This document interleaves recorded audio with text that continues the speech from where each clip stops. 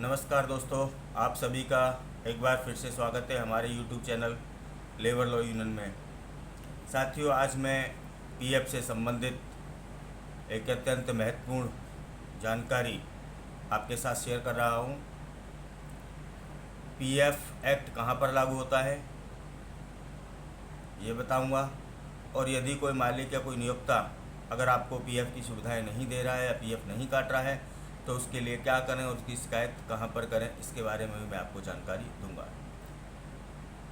तो ये सब जानने के लिए वीडियो को अंत तक अवश्य देखें। तो साथियों, पीएफ कहाँ पर लागू होता है, सबसे पहला हमारा इशू था जिस किसी भी संस्थान में 20 या उससे अधिक कर्मचारी काम करते होते हैं वहाँ पर पीएफ एक्ट लागू होता है।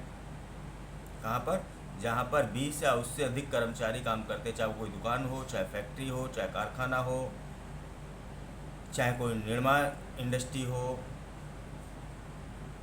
चाहे कोई होटल हो, पेट्रोल पंप हो, सीएनजी हो, कुछ भी हो, ठेकेदार के माध्यम से या किसी भी तरीके से, कैसे भी लोग जहाँ 20 या उससे अधिक कर्मचारी काम करते हैं वहाँ पर पीएफ एक्ट लागू होता है। और ये पीएफ लागू करने के लिए नियोक्ता को सर्वप्रथम अपने आप को ईपीएफ में रजिस्टर्ड कराना होता है। ईपीएफ में रजिस्टर्ड होने के बाद आप पर का जो पीएफ वहाँ पर लागू होता है। और पीएफ जो एक्ट है वो कर्मचारी की नियुक्ति तिथि से लागू होता है। यानी एक कर्मचारी ने सपोज करो जिस भी दिन अपनी ड्यूटी को ज्वाइन किया है, तो जिस दिन से उसने अपनी ड्यूटी शुरू करी है जिस संस्थान में, उस दिन से वो पीएफ के लिए लायबल हो गया। अगर साथियों कोई नियोक्ता आपको पीएफ नंबर नहीं देता है, आपका पीएफ नहीं काटता है, उसके लिए छोटी सी कंडीशन है। कंडीशन क्या है कि आपकी यदि सीलिंग, बेस सीलिंग जो अभी इस समय है पीएफ की, वो 15,000 रुपये तक है। यानी कि जिस कर्मचारी का वेतन 15,000 या उससे कम होगा उसको पीएफ की सुविधाएं प्राप्त होंगी, और जिसका वेतन पीएफ 15,000 या उससे अधिक होगा उसको पीएफ की सुविधाएं नहीं प्राप्त होंगी। ऐसा कानूनी प्रावधान है। बट यहाँ पर जो मिसप्रेटेशन होता है, आपका जो मिसयूज होता है, जो कर्मचारियों की लैक ऑफ नॉलेज के कारण होता है, जो मालिकाना है वो उनके किस तरीके से सीधेपन का या उनकी अज्ञानता का या उनके कम पढ़े लिखे होने का किस तरीके से वो लोग उसका फ़ायदा उठाते हैं, उसके बारे में आपको बताता हूँ। जिस संस्थान पर पीएफ एक्ट लागू होता है वहाँ पर 20 कर्मचारियों का, जैसा मैंने बताया, होना आवश्यक है, वहाँ पर पीएफ एक्ट लागू होगा। अब आता है कि कर्मचारी की यदि बेस सीलिंग ज़्यादा है तो या तो उसकी बेसिक 15,000 रुपये या उससे कम हो। मान लो सपोज करो किसी कर्मचारी की तनख्वाह 25,000 रुपये है और उसकी बेसिक 15,000 रुपये, तो उसको पीएफ मिलेगा। 15,000 या उससे कम है तो भी पीएफ मिलेगा। दूसरा, अगर किसी कर्मचारी का एक बार पीएफ कटा है, कोई भी कर्मचारी यदि किसी भी टाइम एक बार पीएफ का मेंबर रहा है और उसने अपने पीएफ को विड्रॉल नहीं किया है, यानी पीएफ अपना कभी फुल एंड फाइनल नहीं किया है, कुछ एडवांस निकाला है या जो भी उसने अपनी ज़रूरत के हिसाब से पैसा निकाल लिया है, सिर्फ फुल एंड फाइनल यानी पूरा अपना पीएफ विड्रॉल नहीं किया है, तो उसको भी पीएफ की सुविधाएं प्राप्त होंगी। और यदि कोई नियोक्ता, एक कर्मचारी सपोज करो किसी के पास 3 साल से काम कर रहा है और उसका 3 साल तक उस पर पीएफ एक्ट तो लागू होता था, नियोक्ता ने जमा नहीं कराया या काटा नहीं है, तो फिर जो दोनों पार्ट हैं, नियोक्ता का भी और कर्मचारी का भी, दोनों पार्ट को जमा करने की जिम्मेदारी मालिक की है। अगर तो ये चीज़ें अब हमें क्लियर हो गई कि पीएफ कहाँ पर लागू होता है और पीएफ के लिए क्या लिमिटेशंस हैं। अब अगर आपको पीएफ नहीं देता है मालिक तो क्या करें? जिस संस्थान में काम करते हैं उसका जो भी आपके पास डॉक्यूमेंट हो, चाहे अपॉइंटमेंट लेटर हो, चाहे पे स्लिप हो, या आपकी बैंक से तनख्वाह आ रही हो, या अदर देन कोई भी डॉक्यूमेंट जिससे प्रूफ हो सके कि आप उस संस्थान में काम करते हैं, उसको साथ लगा करके जिस भी क्षेत्र में आप रहते हैं, जिस भी स्टेट में आप रहते हैं, वहाँ एक हर स्टेट में रीजनल पीएफ कमिश्नर का ऑफिस होता है। इसका जो मुख्यालय है वो दिल्ली में है, 14 भीकाजी गांव पैलेस में है, ऑल इंडिया का। और इसके क्षेत्रीय कार्यालय हर स्टेट में है।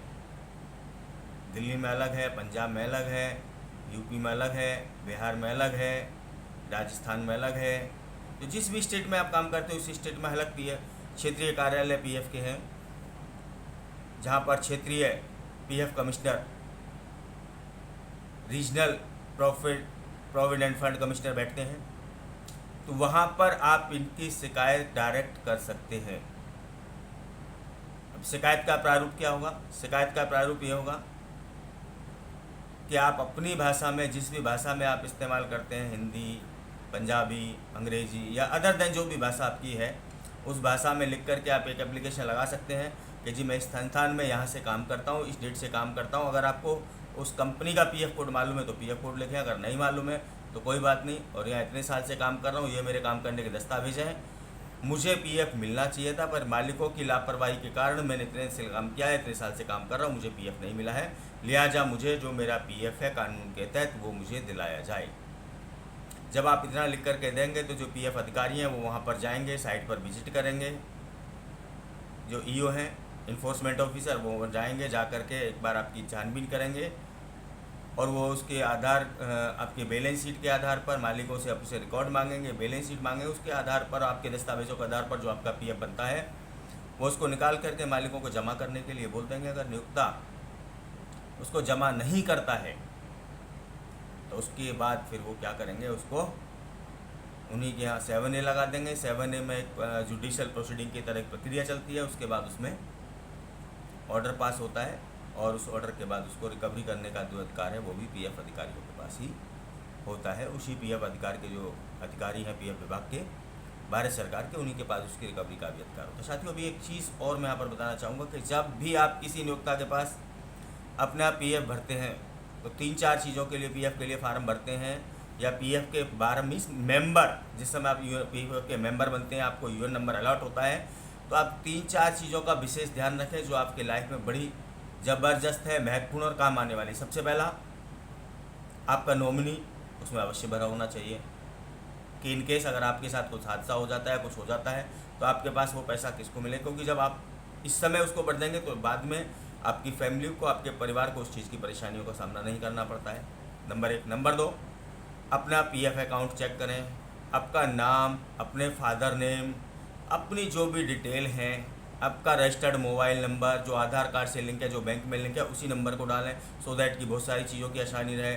साथ ही साथ अपने फैमिली मेम्बर्स की डिटेल, भाई अगर कल को जब पेंशन मिलेगी तो किन किन लोगों को पेंशन के लिए लायबल होंगे उस समय, तो उस हिसाब से वो सारी डिटेल, अपना जो डाटा है उसको आप अवश्य चेक करें, चाहे वो किसी भी, चाहे आपका नाम का है, चाहे आपके नॉमिनी का है, चाहे आपकी फैमिली मेम्बर का है, आपके जो भी डाटा है, जो भी आपकी प्रॉब्लम्स हैं, जब फार्म को आप पीएफ के लिए, मेंबर के लिए, जब आप मेंबर बनते हैं पीएफ के, तो जो भी आपकी डिटेल्स हैं तो अपनी डिटेल को 100% चेक करें।